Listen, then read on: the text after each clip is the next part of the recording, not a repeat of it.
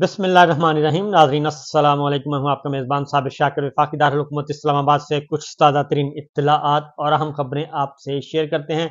पाकिस्तान तहरीक इंसाफ और इमरान खान के लिए बताया जा रहा है कि सियासी मौसम तब्दील होने जा रहा है और पाकिस्तान तहरीक इंसाफ और इमरान खान के लिए आसान दिन आने वाले हैं। उनकी रिहाई की तारीखें भी अब दी जा रही हैं।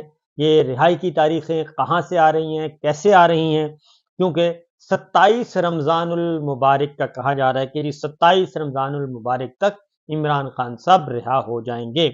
कैसे होंगे और ये वाक़तन रिहा हो जाएंगे या नहीं होंगे और दरमियान में रुकावटें क्या हैं, क्या चल रहा है पसे चिलमन, ये ज़रा हम जानने की कोशिश करेंगे। पहले दो तीन खबरें। एक तो बहुत ही मुझे टेलीफोन भी आए, मैसेजेस भी आए कि एक इशू की तरफ मैं ज़रूर मामले को उठाऊं और वो है बिजली और गैस की कीमतों में बेपनाह इजाफा। और जो सिचुएशन इस वक्त चल रही है और जो आने वाले दिनों में, क्योंकि IMF के साथ जो मुज़ाकरात चल रहे हैं उसकी आड़ में अब तक की पावर पेट्रोलियम सेक्टर, वो कहते हैं कि तबाहकारियां जो हैं इनको कोई नहीं हाईलाइट कर रहा और बिजली जुलाई से फिर बढ़ाने जा रहे हैं। बिजली जुलाई से फिर बढ़ाने जा रहे हैं और इसका ऐलान कर दिया जाएगा, क्योंकि जो IMF के साथ मुज़ाकरात हो रहे हैं, हुकूमत अपने अल्ले तलल्ले सरकारी इदारे, सरकारी महकमे, रियासती इदारे, रियासती महकमे अपने अल्लों तलल्लों में किसी किस्म की कोई कमी नहीं कर रहे, बल्कि वो ऐसे हेड्स में और ऐसे जगह पे वो टैक्स बढ़ा रहे हैं जहां पे आम आदमी के अलावा और कोई मुतासर नहीं होगा। और बिजली की कीमतें जुलाई में और पहले ही बहुत ज़्यादा हैं, जबकि दूसरी जानिब गैस 147% मजीद बढ़ाने की दरख्वास्त आ गई है। और सफ़ेद पोश कहते हैं तबका तो बहुत दूर की बात है, अब तो अच्छा खासा जो खाने पीने वाली फैमिलीज़ हैं वो भी मुतासर हुए बगैर नहीं रह सकेंगी और वो भी एक दर्जा नहीं कई दर्जे उनकी भी मयार ज़िंदगी नीचे आ जाएगी। तो मैं इस चीज़ पे हम एक रिक्वेस्ट ही कर सकते हैं। और उन्होंने कहा कि एक बिल की अभी बिजली का बिल अदा नहीं होता तो कई और अगला बिल जो उससे भी ज़्यादा आ जाता है। तो ये है मामला और ये है सूरत हाल।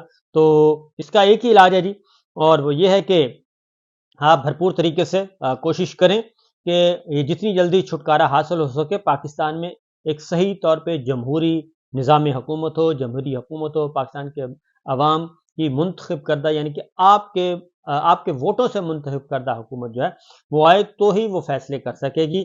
अदरवाइज ये जो पहले भी IMF और उसके बाद भी IMF और अगला भी IMF, तो हम IMF के चुंगल से जब तक नहीं निकलेंगे उस वक्त तक मुमकिन नहीं है कि हम अपने कर्जों की मईशत से निकल सकें, क्योंकि हम कर्ज लेते रहेंगे और सूद समेत अदा करते रहेंगे। बहरहाल जी, आगे बढ़ते हैं। खबरें कुछ बहुत ही इंपॉर्टेंट हैं, अहम नौइयत की खबरें हैं। कुछ अदालतों की तरफ से उम्मीद और तवक्कुआत बढ़ गई हैं।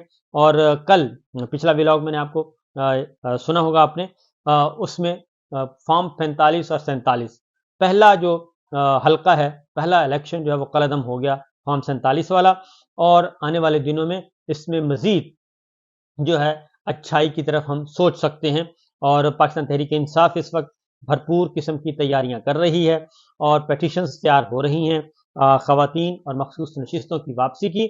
और उसके बाद फिर फॉर्म 45 वाला मामला भी पहुंचेगा। तो अभी बातचीत चल रही है ड्राइंग रूम्स में, पसे चिलमन बहुत कुछ चल रहा है और उसी के नतीजे में ही देखते हैं कि क्या बेहतरी आती है। उमर अयूब साहब अदालतों में अपेयर होना शुरू हो गए हैं। पिशावर हाई कोर्ट ने उनको, इस्लामाबाद हाई कोर्ट ने उनकी जमानत, राहदारी जमानतें मंजूर की हुई हैं और मातहत अदालतों को हुक्म दिया हुआ है कि उनको गिरफ्तार नहीं करना और वो अपेयर होंगे मुतल्लिका अदालतों में।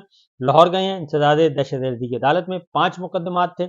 20 अप्रैल तक वहां से उनकी जमानत हो गई है, अबूरी जमानत, और 50,000 रुपए के जमानती मुचलके भी जमा करवा दिए गए हैं। और ये मामला हुआ उसके बाद फिर शानदाना गुलजार को भी रिलीफ मिल गया है और उनको भी कहा गया कि जी FIA जो है, उन्हें कहा गया कि किसी किस्म का हरासान मत करें। और अब आते हैं बड़ी खबर की तरफ, और वो बड़ी खबर है इमरान खान साहब की रिहाई। उससे पहले कल पाकिस्तान तहरीक इंसाफ की कोर कमेटी का इजलास हुआ और कोर कमेटी इजलास में तमाम रहनुमा शरीक हुए اور اس میں جو نیا تازہ دم خون تھا وہ بھی آئے کور کمیٹی میں. شیر افضل مروت صاحب بھی تھے اور اس کے ساتھ ساتھ ویڈیو لنک پہ ڈاکٹر شہباز گل اور دیگر رہنما بھی موجود تھے. اور علی ظفر، علی محمد خان، شہریار آفریدی، جتنے بھی رہنما تھے وہ ہمیں نظر آئے. اور خیبر پختونخوا ہاؤس اسلام آباد میں یہ پولیٹیکل ایکٹیویٹیز ہوئیں. اور کل ایک اور کام بھی ہوا. کل اسلام آباد ہائی کورٹ میں جب ہیئرنگ ہوئی ہے ریڈ زون میں، تو پاکستان تحریک انصاف کے کارکنان بھی وہاں پہ پہنچے، لیڈرشپ بھی پہنچی، اور سائفر کیس کی چل رہی ہے سماعت اسلام آباد ہائی کورٹ میں. عمران خان صاحب اور شاہ محمود قریشی صاحب کی اپیلیں ہیں. تو اس میں کارکنان نے بھرپور طریقے سے شرکت کی، نعرے بازی بھی کی، وکلا نے بھی کی. تو کل پہلی دفعہ یہ ہوا ہے کہ کوئی مقدمہ درج نہیں ہوا پاکستان تحریک انصاف کے خلاف، ورنہ کاروائی بہت پہلے سے ایف آئی آر تیار ہوتی تھیں، بس صرف اشارہ ہونا تھا کہ یہ ایک مقدمہ اور کر دیں تو ہو جاتا تھا. بہرحال کل ایسا نہیں ہوا. اس کے ساتھ ساتھ علی امین گنڈاپور اور عمران خان صاحب کی جو ملاقات ہوئی ہے طویل دورانیے کی، اس ملاقات کے بعد حالات و واقعات کوئی بہتری کی طرف جانے کے امکانات بڑھ گئے ہیں. اور معاملہ یہ ہے کہ کور کمیٹی کے اجلاس میں کل ایک تو جو اختلافی امور تھے وہ ڈسکس کیے گئے، اور یہ طے ہوا کہ اب جو پاکستان تحریک انصاف کے رہنما ہیں وہ انڈیویجلی اپنی ذاتی رائے کا اظہار کم کریں گے اور پارٹی پالیسی کو لے کے آگے بڑھیں گے. اور یہ تاثر جو پھیلایا جا رہا ہے اس تاثر کو ختم کیا جائے کہ جناب مختلف گروپس ہیں اور آپس میں اختلاف رائے ہے، یہ چیزیں ختم ہونی چاہیے. لہٰذا کل کے بعد انہوں نے فیصلہ کیا، اور اب اس کے بعد پھر شیر افضل مروت صاحب کی بھی گفتگو سامنے آئی. انہوں نے بھی اس کو اون کیا اور ان کا کہ جی اب جو ہے وہ کور کمیٹی کے فورم پہ ہی سارے فیصلے کیے جائیں گے، کیونکہ مختلف خیال کچھ پرانے لوگ ہیں، کچھ نئے لوگ ہیں، تو کچھ ذرا تیز مزاج کے ہیں، کچھ ذرا دھیمے مزاج کے ہیں، تو یہ بھی ساتھ ساتھ چل رہا ہے. بہرحال جی کور کمیٹی کے نے ایک اور فیصلہ کیا، اور وہ ہے کہ پاکستان تحریک انصاف جو ہے وہ جلسہ کرے گی اسلام آباد میں، بڑا پاور شو، بڑا جلسہ کرنے کا ارادہ رکھتی ہے. پہلے تھا کہ 23 اور 24 مارچ کی درمیانی شب، لیکن 23 مارچ کو میرا اپنا خیال ہے کہ اسلام آباد میں نہیں ہو سکے گا. اس کی وجہ کہ 23 مارچ کو ہی پریڈ ہوتی ہے، اینول پریڈ، اور اس سے 2 دن تک جو سیکورٹی کے معاملات ہیں وہ کافی گڑبڑ ہوتے ہیں اور راستے بند ہوتے ہیں، اس لیے وہ ممکن نہیں ہے. 3 جگہوں پہ البتہ پاکستان تحریک انصاف جو ہے وہ جلسہ کرنا چاہ رہی ہے، اور اب نئی تاریخ جو ہے وہ 30 مارچ ہے، 30 مارچ، اور اس تاریخ کے لیے جلسے کا اہتمام کرنا چاہ رہے ہیں. اس میں ڈی چوک ہے، اور پھر پریڈ چوک ہے، اور اس کے بعد F9 پارک ہے. یہ 3 جگہوں پہ میں کسی ایک جگہ پہ اگر ان کو اجازت مل گئی، اپلیکیشن دے دی گئی ہے، عامر مغل صاحب نے دی ہے جو کہ پاکستان تحریک انصاف کے پرانے رہنما ہیں اور الیکشن بھی لڑا تھا، لیکن فارم 45 ان کے پاس ہے اور فارم 47 کسی اور کے پاس ہے. تو انہوں نے اپلیکیشن بھی دے دی ہے، اور اس پہ بات اب انتظامیہ سے بات چیت جاری رہے گی، دیکھتے ہیں اس کا کیا نتیجہ نکلتا ہے.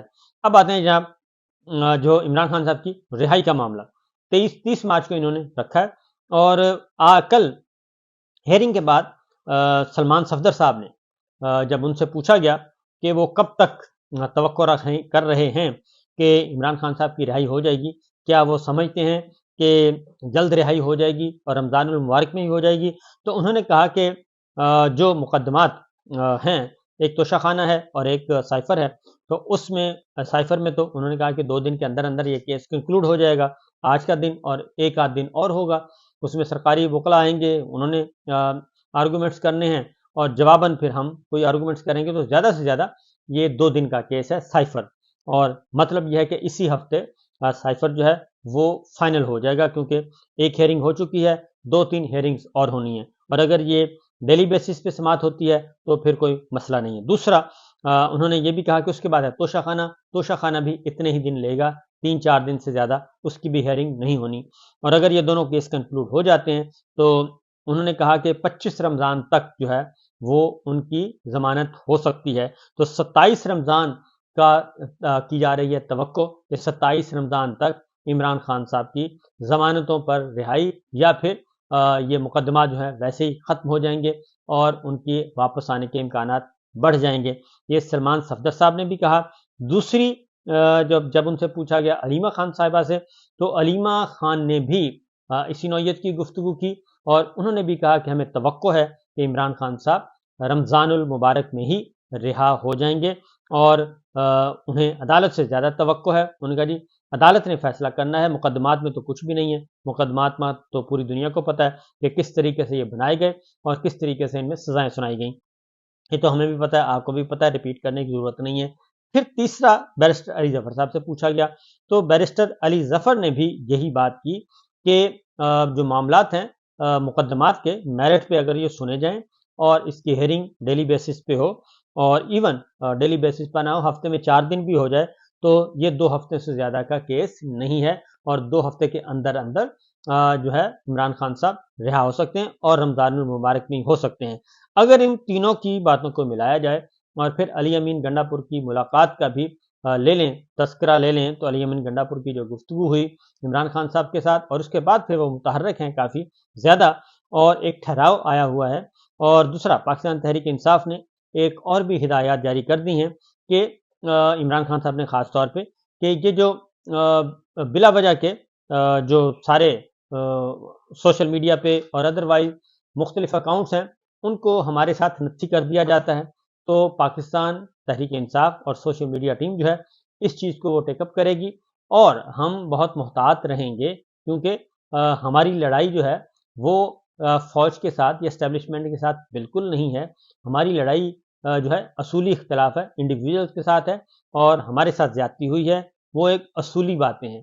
ادروائز ہمارا کوئی ایسا ایشو اس نوعیت کا نہیں ہے، جیسا کہ نہ ہی ہم اس لیول پہ جائیں گے جس لیول پہ نواز شریف، مریم صاحبہ، شہباز شریف اور ان کی ٹیم، اور یا پھر زرداری صاحب ماضی میں جاتے رہے ہیں، کیونکہ ہمارا یہ کام نہیں ہے کہ ہم اداروں کے ساتھ ٹکراؤ اور ان کو دھمکیاں دیں، گالم گلوچ کریں، اور اس کے بعد پھر بوٹ پالش بھی اس سے زیادہ جو ووٹ کو عزت دینا چاہ رہے تھے، انہوں نے ووٹ کے بجائے بوٹ کو زیادہ پالش کر دی۔ تو اس لیے کچھ ہدایات پارٹی کو بھی جاری ہو گئی ہیں۔ کل کور کمیٹی کے فیصلے، کور کمیٹی کے اجلاس میں بھی بہت ساری چیزیں ڈسکس ہوئی ہیں، تو اس کے بعد اب ایک ٹھہراؤ آیا جائے گا، اور اس لڑائی کو ایک پولیٹیکل بیٹل کے طور پہ لڑا جائے گا۔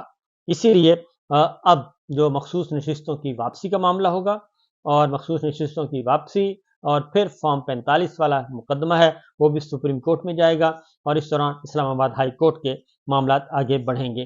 تو یہ ہے سچویشن، یہ ہے صورتحال، تو دیکھیے آگے ہوتا ہے کیا، لیکن یہ جو اس وقت سٹیٹس کو یہ ٹوٹے گا، یہ سٹیٹس کو شاید برقرار نہ رہ سکے، کیونکہ اگر گورنمنٹ کو سٹیبلٹی کی طرف لے کے جانا ہے، ملک کو سٹیبلٹی کی طرف لے کے جانا ہے، تو پھر یہ جو نظام قائم کیا ہوا ہے، جعلی اور فیک نظام، اور جو ایک جھوٹ، مکاری اور فریب اور چوری اور ڈکیتی پہ قائم ہے، یہ نظام چل نہیں سکتا، کیونکہ پاکستان کے عوام جو ہیں وہ کسی اور طرف ہیں اور آپ کسی اور طرف ہیں۔